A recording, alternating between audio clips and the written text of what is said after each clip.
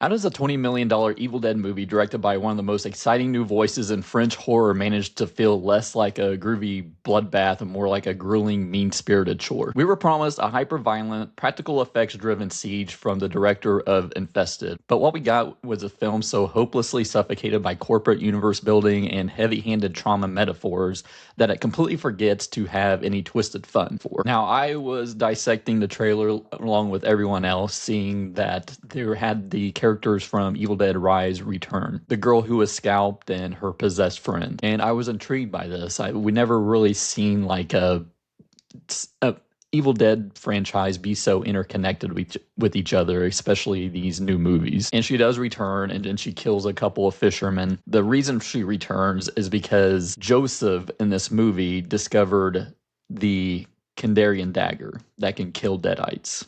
It's not the same Kandarian dagger from Evil Dead 2, although it does make an appearance. And I was already kind of feeling off about this opening because that's when she awakes. She kills the fisherman. She walks through the woods and waits by the road. We get this like on the nose scene in a club between Alice and her husband, whose brother was the one that discovered the Kandarian dagger. They get in a fight. He drives off and then hits the woman, and then the woman burns him and possesses him. Like, were they that so close to what happened in Evil Dead Rise that he was just driving by and she was waiting for him? I don't know. It just felt kind of clumsy to me, showing, the opening kill, and then we get a hard cut to someone twerking in our face. I'm like, this doesn't feel like Evil Dead already. But hey, we still got the rest of the movie, right? But it doesn't stop there, because that scene in the club felt forced, and then when she meets the other relatives at the funeral, like a little bit later, that feels just as clumsy. The script just aggressively establishes that Alice's marriage was an abusive nightmare, and that her in-laws are just basically hateful caricatures besides her brother-in-law and his wife. And this is before any demonic elements even manifest. And this is like the vibe of this movie. It's like leaving the audience with like zero sympathetic characters to root for. It's dour and Monroe's. It's not what I get from an Evil Dead movie, right? I don't go to Evil Dead for trauma or elevated horror. I want a little bit of cruelty and fun. But there are elements I do like about the movie. The dinner scene before the husband gets possessed fully, I guess, which we'll go into that too, the sort of possession rules in this movie. But the way it's shot, and it was very intense. It was them like just a lot of cuts. He's like grabbing a fork or a corkscrew or something. You know something's going to go down.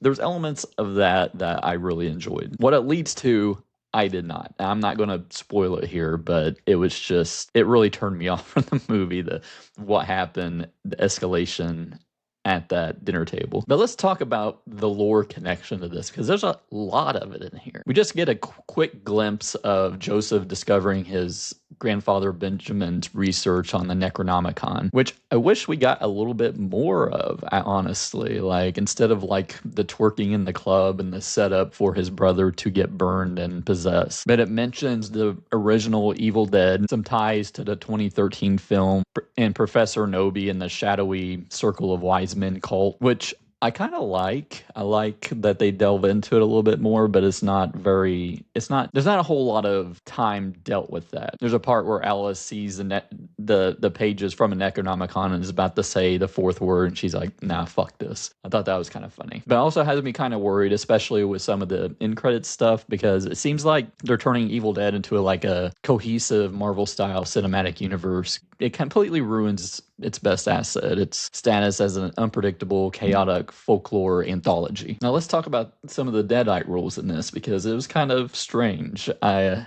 don't think there's any set rules of who becomes a Deadite in the other movies. Will's charred corpse breaks out of the coffin and turns the family patriarch Edgar into a Deadite when he grabs him and burns him. But apparently it's passed through saliva, I guess. That's like an establishment they did. They're like kissing and swapping spit or whatever. It's what turns people into Deadites, I guess. But then they established like some, and I'm trying not to get into spoilers here, but someone's eye kind of turns to a Deadite eye, and then they're like talking about us as in the spirits or whatever. But then they still have some agency. I don't know. It was kind of confusing to me. until they're like full Deadite, and then they're Deadite. And I'm not sure how I feel about just like the Deadites, just very focused on this Kandarian dagger. I would miss the chaotic fun of the Deadites. And that's why I kind of miss the playful sadists. I think they tried to do it, it didn't really work. I think just the film, like the tone of it, I miss that fucked up but fun equilibrium that separates Evil Dead from like a standard horror movie. And there's moments where they try to insert levity to this, and I don't think it works. It's just strange choices, like the loud construction noises interrupting the funeral service at the beginning, or they try to use the grandmother's memory loss as like she doesn't know what the hell's going on. It's kind of funny, but I don't think it really works in this because the tone is so morose and everything, and then they just, oh, let's put something funny here real quick, and it's not even really that consistent. But I give credit where credit's due with the gore in this. I mean, this is a pretty fucking mean Evil Dead movie. Even though it's kind of morose and depressing, a lot of the special effects and kills are pretty gnarly. Even though I didn't like the color grading and everything, there were some interesting shots in it, but it wasn't like as dynamic as like Raimi or Fede Alvarez or even Lee Cronin that have like a tinge of like the Raimi-isms. I think that part is kind of missing, but I did overall think there was some good shots in it. Now, I really like the idea of Evil Dead in the hands of different filmmakers, and they're going to feel different. I like that. And I realize that it's all not going to work for me. It seems to be working for some people, though. But let's just talk about Sébastien Vaniček. I probably butchered that name, but sorry. He got handed $20 million sandbox by Raimi and Tapper based on the tight arachnophobia brilliance of Infested. And I watched Infested. It's a very good horror movie. But I feel like they imported a bleak, transgressive cruelty that drains the life out of the franchise. And after thinking about it, I mean, Infested is kind of a gray, dull-looking movie. And you know, contrast that with Fede Alvarez's 2013 reboot, and note that while 2013 was incredibly brutal, it still retained a baseline of like cinematic energy, while Burns looks relentlessly gray, washed out, and utterly devoid of rich, high contrast shadows. But I really want to talk about that ending, and there are two post-credit scenes that I want to talk about and that I'm going to probably bitch about. So go down to the chapter below to see my overall spoiler-free thoughts. But let's dive into that ending. So Alice has this final retreat on the roof, drops the replica Kandarian dagger, climbs down the chimney, utilizes the roaring rotary saw that decapitates Susan, and dispatches Edgar, which is some gnarly gore. That's like when the new French Extremity roots actually deliver on the visceral stomach churning gore. But then the house is burning, and then you get the final confrontation with her charred, possessed husband, Will. There's a big chase to a construction site that we saw earlier in the film. And Alice immobilizes Will in a pit of like thick, wet construction tar, pinning down the physical manifestation of her tormentor, and pulverizes his skull using a combination of a jackhammer and the recovered real dagger. So this whole manifestation of Will looks terrible. I thought this was bad, especially when you compare it to Rise, where it's like the conglomeration in this weird body horror monster. I thought that was fucking sick.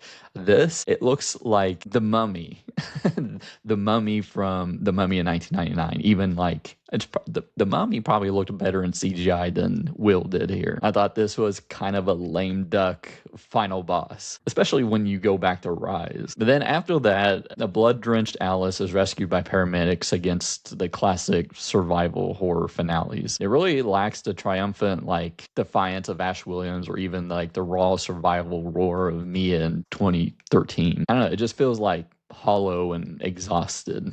I don't know, there wasn't a very good punch to that. So then we have like, we got themes in a Evil Dead movie now. So the Deadites and Burn don't just want to swallow souls, they mimic the exact psychological trauma, gaslighting, and insults Alice endured during her marriage with Will. You had the systematic destruction of the in-laws, not just as a survival mechanic, but as Alice physically destroying the family structure that actively protected and enabled her husband's toxic behavior. And I think that's partly where Evil Dead Burn kind of goes wrong. I mean, while horror is a fantastic canvas for processing grief and abuse use, wrapping it in the Evil Dead IP feels like it's profoundly mismatched. The franchise is built on chaotic, gleeful, and irreverent slapstick, forcing it to carry the clinical, sobering weight of real-world marital violence results in a movie that feels mean and genuinely unpleasant to set through. Let's talk about the mid-credit and the end-credit sequences. You got the grandmother, Polly. She's already missing a leg, and then she cuts off her other leg, but you don't see her ever again after that. But then you see her crawling away from on the road, scratching a helpful motorist to pass the curse along. I mean, I don't know where they're going with this. Are they making a direct sequel to Burn now? I think it kind of undermines the finality of Alice's grueling survival, and I don't really want to see another connected Evil Dead to this. And then we get another post-credit sequence in the crematorium. A young girl uncovers Ellie Bixler's unclaimed ashes, triggering a jump scare manifestation of Ellie, and she kills the girl.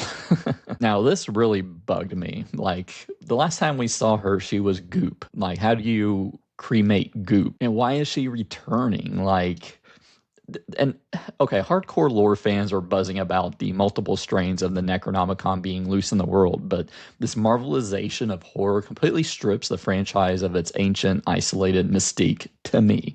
I don't want to see everything connected to Rise and Burn going forward. I agree, Ellie Bixler was a iconic Deadite in Rise. I don't need to see her again. I don't need to see this being so interconnected. It's like Evil Dead's version of somehow Palpatine returned.